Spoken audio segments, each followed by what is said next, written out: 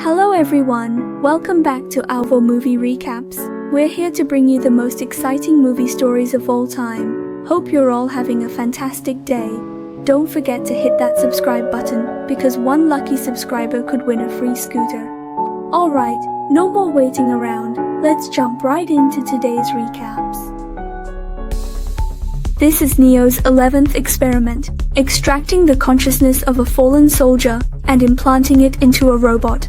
However, when the robot awakens, emotions surge. Unable to accept its new form, it begins self-harming. In order to prevent further chaos, Neo forcibly shuts down the power. The 11th experiment ends in failure. The boss warns Neo that this experiment has consumed too many resources and the company executives have lost hope. If there is no progress, they will shut down the project. After work, Neo returns home. He borrows his colleague Ed's boat, intending to take his family out for a trip. On the way, heavy rain pours down, narrowly avoiding a collision with a passing truck. But misfortune strikes again. A tree falls directly towards them. With tremendous force, his wife is impaled by a branch. Neo couldn't brake in time, and the car plunges into the river. By the way, if you enjoy our movie recaps, we're currently hosting a giveaway for our audience. We're excited to announce that a brand new scooter awaits one lucky subscriber. Don't miss out. Subscribe and follow us to stay tuned for more updates. When Neo regains consciousness, he is the sole survivor. His family has departed from him forever. Neo is overwhelmed with despair. At this moment, he conceives a bold idea.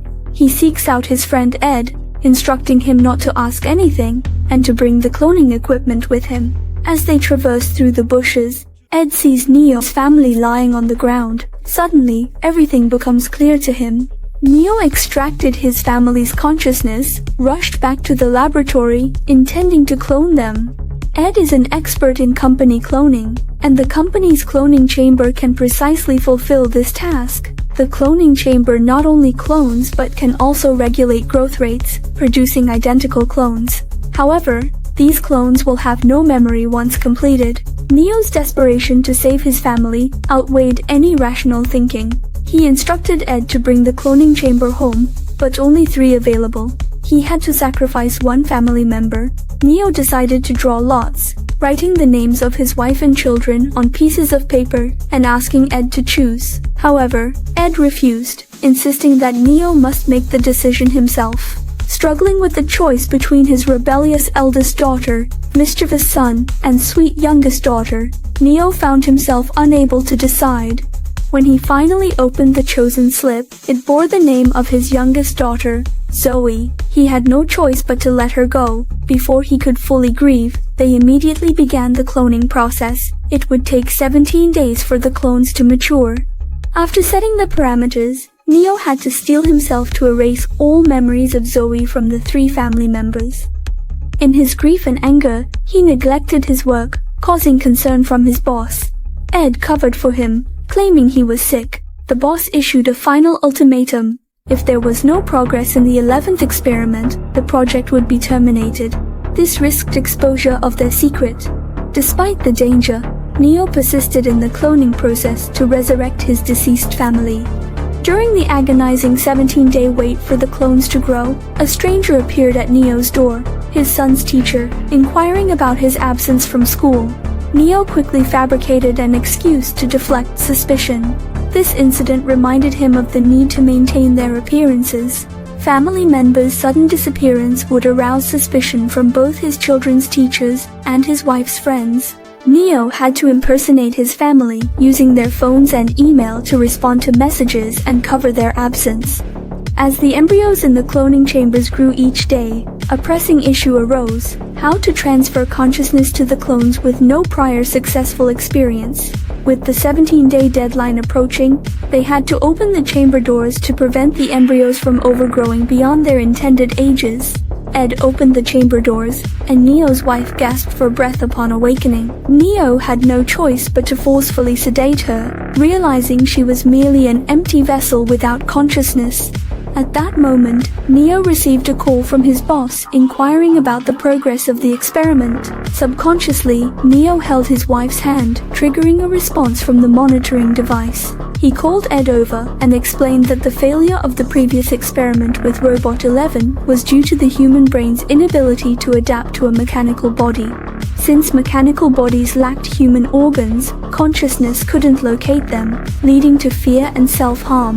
However, with the clones possessing fully functional organs, the risk could be mitigated by uploading consciousness. Neo began the consciousness transfer process, starting with his wife. Soon, she woke up, recognizing Neo, followed by their son and eldest daughter, whose consciousnesses were also successfully transferred. Their family returned to the morning before the accident, unaware of the absence of one member. Everything seemed normal, with his wife resuming her routine morning jog. However, she soon experienced excruciating abdominal pain, though she shrugged it off upon returning home. Meanwhile, Ed called Neo to return to the company. They had found a new donor.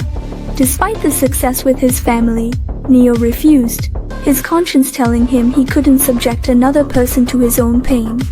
However, if he didn't proceed, he risked exposure and imprisonment. In a desperate move, he decided to extract his own consciousness, successfully implanting it into Robot 11, ensuring his consciousness wouldn't reject the mechanical body. At that moment, Neo's wife suddenly felt something was amiss. She sensed a void in their lives. When Neo returned home, she questioned him about his recent behavior, sensing something unusual about her resurrected state. She remembered the family's plans for a sailing trip, but couldn't recall anything beyond that. That night, their eldest daughter had a dream about the car accident, indicating that the deleted memories were slowly resurfacing. Realizing this, Neo had to make modifications, which his wife observed. Faced with her probing questions, Neo had no choice but to confess that they were all clones. After Neo's explanation, his wife reluctantly accepted the truth. The next day, they went to buy a Christmas tree, where his wife felt a sense of déjà vu, seeing a mother with her daughter. During dinner, their eldest daughter suddenly asked about Zoe, whose name she found written in a closet. Neo's wife also inquired, realizing inconsistencies in their memories, which Neo struggled to explain. Just then, the doorbell rang, revealing Neo's boss, who knew about Neo's unauthorized use of company equipment for cloning. He had intentionally allowed Neo to conduct the experiment, and now that it succeeded, the clones were company property and needed to be reclaimed and destroyed. He threatened Neo to hand over the data he had written.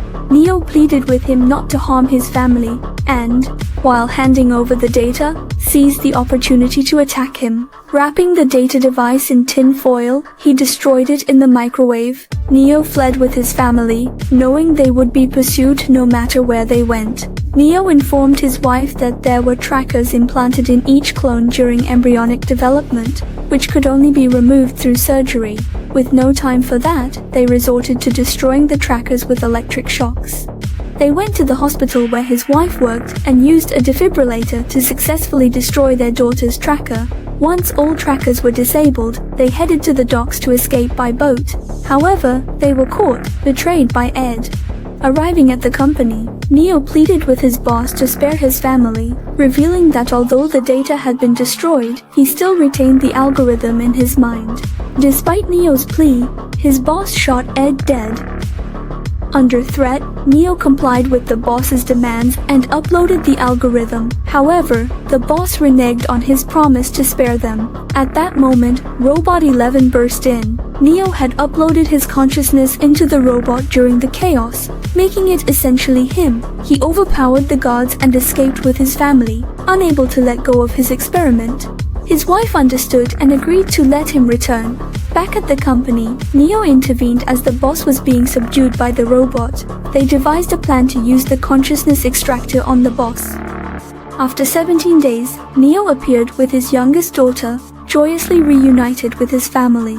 Meanwhile, the boss had also been resurrected and had begun cloning for the wealthy, with his consciousness altered by Neo. Neo's robot counterpart assisted him. Seeing this, it makes you wonder, if cloning technology were perfected in the future, and an identical version of yourself stood before you, would you let it take over your work or your life? Anyway, thank you for watching. If you like this video, please hit that like button and get a chance to win a free scooter.